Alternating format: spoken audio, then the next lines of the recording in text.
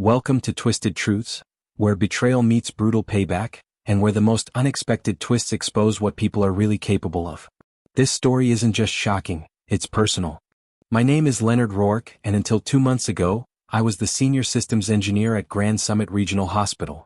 That title might not sound glamorous, but in a 400-bed hospital with over 1,000 digital dependencies, I was the guy keeping it all breathing. For 15 years, I maintained every heartbeat of that place, behind the scenes in silence. Not once did we suffer a catastrophic outage under my watch. Not through cyber attacks, grid failures, or budget slashes. The systems ran, and because they ran, nobody noticed me. That is, until Brennan Harlow arrived. MBA. No medical background. All buzzwords and charisma. He walked into his new office, formerly held by Dr. Jennings, a man who once told me, "Systems don't save lives. The people who build them do." Brennan never even glanced at me during meetings. He was always too busy checking his smartwatch. In his first 3 months as hospital director, Brennan scheduled what he called a digital efficiency audit. It was really a corporate shakeup.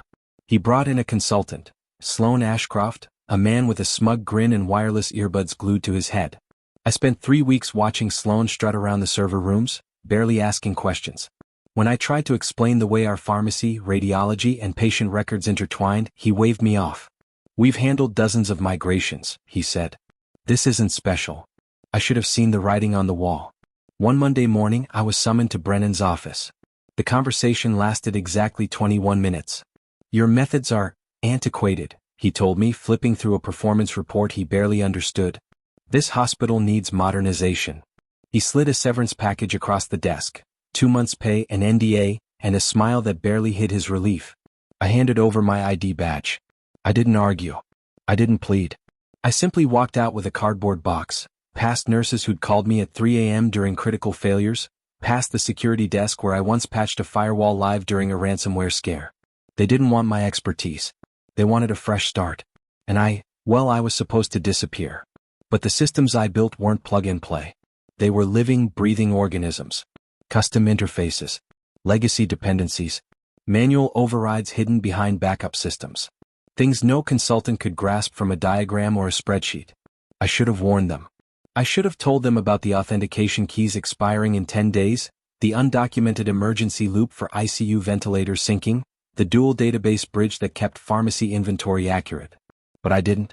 I walked out in silence. Because sometimes silence says everything. The first week after I was fired felt like falling through empty air. I'd built my entire post-Catherine life around Grand Summit. After her cancer diagnosis, I'd left the private sector for the stability and the insurance. I learned medical systems from the ground up. I missed birthdays, anniversaries, even my daughter Kayla's graduation, all because someone needed to keep the servers running. That hospital had become my family. And now I was jobless. 57. Alone. Sitting in my house staring at a cold mug of coffee while my inbox filled with job alerts from tech startups that wanted 20-somethings who could code blindfolded and do yoga at lunch. My phone rang constantly, but not from recruiters. From former coworkers. "Leonard," said Dennis, the IT tech I mentored.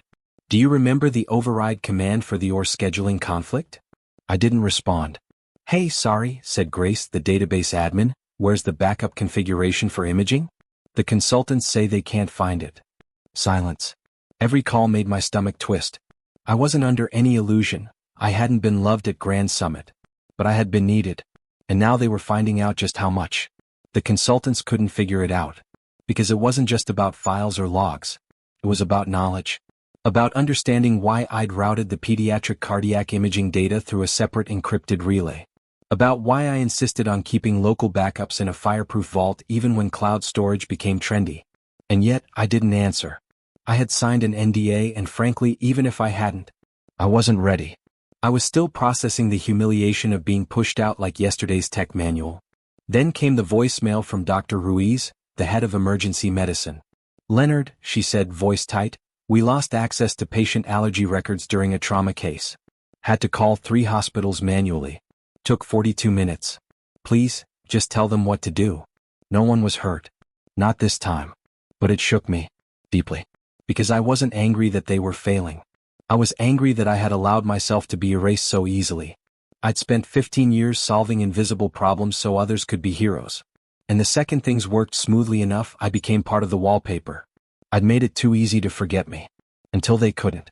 That same night, I received an email from Brennan. Leonard, we're running into a few integration challenges. Would you be open to a brief consultation? Paid, of course. I didn't even open the attachment. The next day. Urgent, imaging system failure, please respond. Urgent, pharmacy inventory not syncing, critical. Leonard, name your price. Still I said nothing. But I wasn't idle. I pulled out an old card from a folder in my drawer. Morgan Latham, Director of Infrastructure at Silver Pines Health, a regional hospital who'd offered me a job 2 years ago. I declined then out of loyalty. Now, loyalty felt like a cruel joke. I picked up the phone. Leonard? Morgan answered on the second ring. Tell me you're ready to finally come over. I am. We spoke for an hour. She didn't care about my age. She didn't care about buzzwords. She wanted systems that worked and someone who understood how to keep them working. I'd never wanted revenge. I just wanted recognition. But recognition, I realized, sometimes only comes after destruction. And the cracks were just beginning. It was the second Friday after my firing when the truth hit me like a freight train. I was on the phone with Morgan from Silver Pines, finalizing onboarding documents, when my old friend Terry, a cybersecurity analyst still at Grand Summit, texted me. Heads up. Thought you should see this. Confidentially. Attached was a redacted internal memo. A contract agreement between Grand Summit Regional and a firm called StratusLink. I'd heard of them before, operating under different names. They were a solutions integrator, a glorified vulture of a company that sold hospitals massive modernization packages on paper-thin promises. Their pattern was always the same. Implement proprietary platforms, lock out internal IT, increase support costs after 6 months, then collect renewal fees while patient care suffered.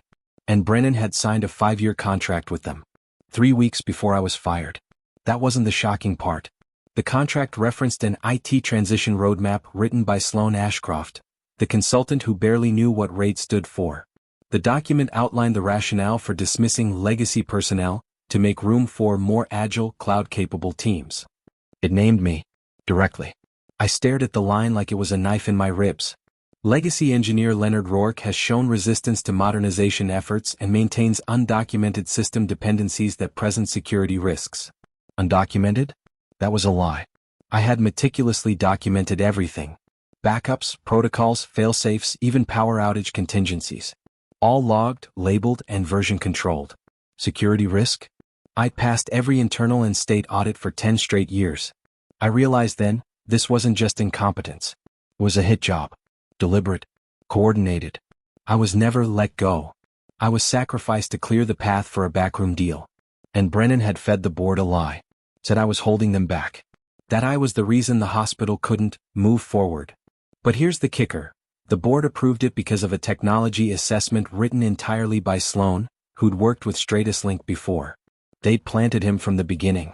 It was corruption, hidden under the sheen of progress. I closed my laptop and sat there for an hour trying to swallow the truth. I wasn't just fired because they thought I was old school. I was erased because my systems didn't fit their sales pitch. I felt a rage I hadn't known I was capable of. Not because of what they did to me, but because they were endangering patients in the process. Babies in NICU. Seniors in ICU. Surgeons relying on real-time imaging. Nurses trying to find allergy records before administering meds. And for what? Bonuses? Contract kickbacks? I wasn't going to expose them with a Facebook post or petty email. That would get ignored or buried. No, I needed to burn the lie down from the inside. And the spark had already been lit. I dug up every email, every versioned archive, every PDF I'd copied to my personal drive as part of my departure checklist. Nothing proprietary. Nothing covered by NDA. Just the documentation I had created, my intellectual property. Then I called the one person I trusted at Grand Summit who still had a spine. Dr. Nina Holloway, head of oncology. I told her everything. She didn't say much. Just breathed through the phone and said, "Leonard, come to my office. Quietly. Tomorrow." Dr. Nina Holloway met me in the back corridor of oncology at 6:47 a.m. on a Saturday, just before the skeleton crew rolled in. She looked tired, like someone who hadn't slept in weeks, and after what I'd told her on the phone, I understood why. She led me into her office, closed the door, pulled the blinds, and locked it behind her. "I went to med school to save lives," she said, arms crossed. "Not to watch tech consultants kill patients with spreadsheets." Then she handed me a flash drive. It contained internal emails between Brennan, Sloan, and a StratusLink account executive. The correspondence confirmed everything I'd suspected, and worse. Legacy systems obstruct new platform implementation. Rourke removal recommended. Discredit his documentation. Build perception of instability for board approval. Consultant bonuses tied to full deployment by Q4. Delay risks contract penalties. They were colluding to discredit me, manufacturing false system risks to secure the contract and fast-track implementation. My stomach turned when I read the part about patient data backups being migrated without redundancy. If anything failed mid-transition, and something had, data loss was guaranteed. I asked Nina why she still had access to these emails. She smiled grimly. I trained under Dr. Jennings. He taught me never to trust a system I couldn't audit myself. Nina had been quietly archiving correspondence since the day Sloan first dismissed her concerns about treatment protocol latency. She'd seen the cracks forming, and now she wanted my help to expose it all. But not just expose, she said. Fix it. And take them down before more people get hurt. I had no position, no authority, no access, but I had something they never would. 15 years of institutional memory. I spent the next 4 days building a plan. Step 1, I assembled a team. Off the books. Volunteers. People I'd trained who still believed in what we built. Dennis from IT. Grace from databases. Louise from night maintenance, who knew every server room access panel better than the consultants ever would. Step 2, I mapped the destruction. Sloan and his team had overwritten or disabled critical dependencies in their attempt to modernize. I documented every single one, along with timestamp discrepancies, backup gaps, and evidence that their platform could not meet federal compliance for hospital data security. Step 3, I sent a single carefully worded email. Not to Brennan. Not to Sloan. But to Dr. Eliza Ward, the chair of the hospital board. Someone I knew valued truth more than PR. Subject line. Urgent request for emergency systems review, evidence of deception enclosed. Attached was a sanitized version of Nina's files. No names, no accusations, just facts, data, and risk reports. I made one request. Allow me to present a full assessment to the board. I will bring documentation, expert testimony, and live data comparisons. If I cannot prove my claims in 30 minutes, I will walk away forever. No threats. No drama. Just the truth. The response came the next morning. Board review granted. Friday 9 a.m. Be prepared. That gave me 72 hours. I didn't sleep much after that. Between reprogramming restored backups in a sandbox environment and training my volunteers on presenting the evidence in real time, we were racing the clock. Because while we prepared, Grand Summit was crumbling. Nina told me they had already diverted multiple emergency patients. Billing had reverted to paper. Radiology scans were delayed by hours. And Brennan? He was still telling the board that temporary instability was expected, and that the system would stabilize soon. Except it wouldn't. I had proof it couldn't. The night before the board meeting, I looked over everything one last time, diagrams, call logs, compliance checklists, and I thought about Catherine. About how I missed her last lucid birthday because I was patching a cardiac monitoring bug at 2 a.m. About the night she told me, they'll never see you. Not until you're gone. She was right. But now they would. Friday. 8:45 a.m. I stood outside the same boardroom where I'd once sat quietly in the back, clicking through slides no one read. Only this time, I wasn't an invisible technician. I was the main event. Nina met me outside the door. You ready? I gave a nod. My nerves were tight, but my resolve? Solid. This wasn't about revenge anymore. This was about truth and consequences. At 9 a.m. sharp, Dr. Eliza Ward, chair of the board, called the meeting to order. Brennan sat 2 seats down, his tie too tight and his face stiff. Sloan stood behind him, arms folded, trying to look unimpressed. Dr. Ward gestured to me. Mr. Rourke, you have the floor. I connected my laptop and took a deep breath. Thank you, Dr. Ward. What I'm about to show you isn't theoretical. It's real, it's urgent, and it's already happening. Slide 1. A system architecture diagram, before and after the transition. I pointed to the new layout. This is what StratusLink implemented. Notice the gaps here, here, and here. Pharmacy records, surgical scheduling, and radiology interfacing. These are not just technical hiccups. They are life-threatening delays. Brennan tried to interrupt. That's being addressed. I'll get to that, I said. Let's talk data loss first. Slide 2. Emergency department response times over the last month, before versus after the system switch. Median delay increased from 3.7 minutes to 17.4. That's the difference between stopping a seizure and watching it happen. I saw jaws tighten around the table. Slide 3, Patient Admission System Error Logs, numbered by department. From 0 system-wide crashes in the 90 days before I was fired to over 47 failures in the last 3 weeks. I clicked again. A timestamped access log. This shows that several critical backups were disabled during migration, violating not just hospital policy but HIPAA compliance. Sloan blurted out, "That's an exaggeration. Those systems were redundant." I clicked again. Slide 4, a letter from the State Office of Health Compliance, dated 2 days ago, flagging the hospital for review. I turned to Brennan. "Did you inform the board of the compliance investigation?" Dead silence. Dr. Ward's voice was sharp. "Mr. Harlow?" Brennan looked trapped. I was going to. The report just came in." "That's not true," Nina said, standing up. "You received that notice Tuesday morning." I saw the email. Whispers broke out around the table. Sloan was pale now, hands fidgeting with his pen. I clicked once more. Slide 5, the financial audit trail, emails between Sloan, Brennan, and StratusLink's account executive. This shows their incentive bonuses were tied to rollout speed, not patient outcomes. Dr. Ward raised a brow. "Is this verified?" Encrypted headers. Time-stamped attachments. All forwarded to your legal team this morning. I finished with slide 6, a live demo of the sandbox system my team had restored from my documentation, running smoother, faster, and safer than the consultant platform ever had. This was built with care, not profit. With people in mind, not quarterly bonuses. I stepped back. The room was completely still. Then Dr. Ward leaned forward. "Mr. Rourke, if we terminate the contract with StratusLink, how long would it take to restore what we had?" I looked her in the eyes. "With your support? 2 weeks to stabilize. A month to fully recover. 3 months to future-proof." She turned to the board. "We'll vote now." Brennan stood. "You can't make this decision based on the opinion of a..." Dr. Patel, seated near the front, cut him off. "We've diverted 84 patients in 2 weeks, Brennan.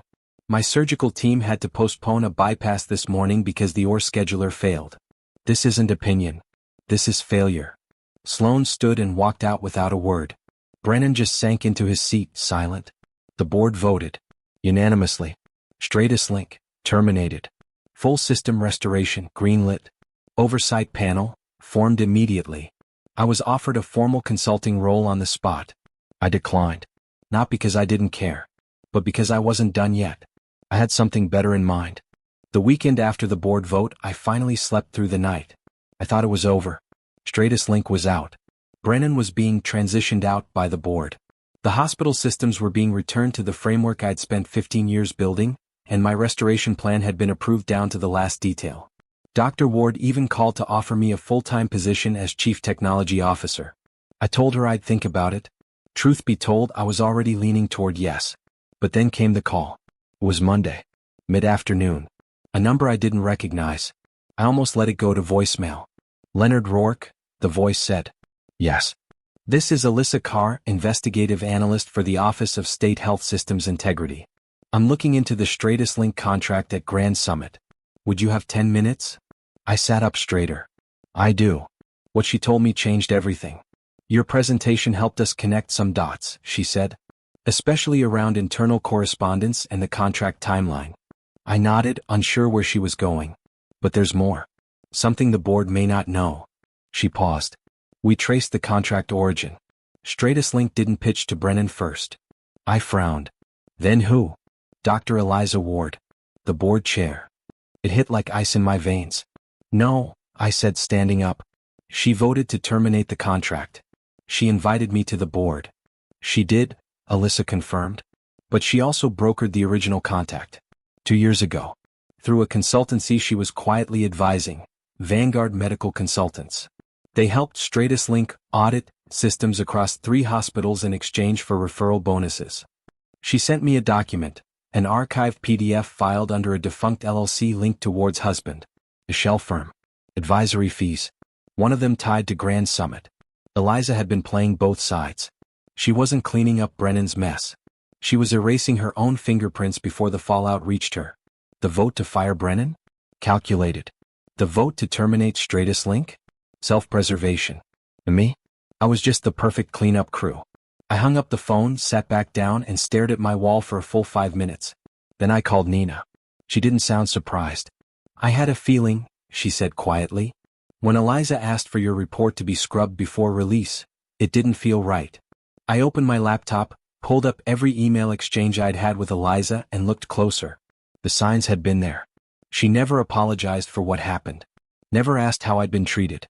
She only asked for results. Proof. Solutions. Silence. And like a fool, I gave them to her. I could have walked away right then. Accepted the CTO position. Let her get away with it. But that would mean letting another layer of corruption rot untouched. So I wrote one final report. A supplemental document detailing the entire chain of events, from Stratus Link's initial approach, to the manipulated assessments, to the contract bonuses, to the shell companies. I didn't send it to Eliza. I sent it to every single board member. With it, a link to an encrypted cloud folder containing every piece of evidence I had. At the bottom I added one sentence. You trusted her. Just like I trusted you. The truth is yours now, do better. I logged out, closed the laptop, and waited. I didn't have to wait long. By Wednesday morning my inbox was overflowing. 3 board members replied with variations of, "We need to talk." One sent just 2 words, "Holy hell." But the message that mattered most came from Dr. Patel. Emergency board session called for Thursday. You're invited. Full transparency. That word, transparency, meant everything now. Thursday's meeting wasn't held in the usual polished boardroom. It was moved to the hospital's old training hall to accommodate everyone. Physicians, department heads, IT staff, even nurses. They'd all heard. The hospital was buzzing. I walked in not as a disgraced legacy engineer, but as the man who refused to let silence bury the truth. Dr. Eliza Ward was already seated at the front. She didn't look surprised to see me, but she did look rattled. Dr. Hughes, the acting director, took the floor.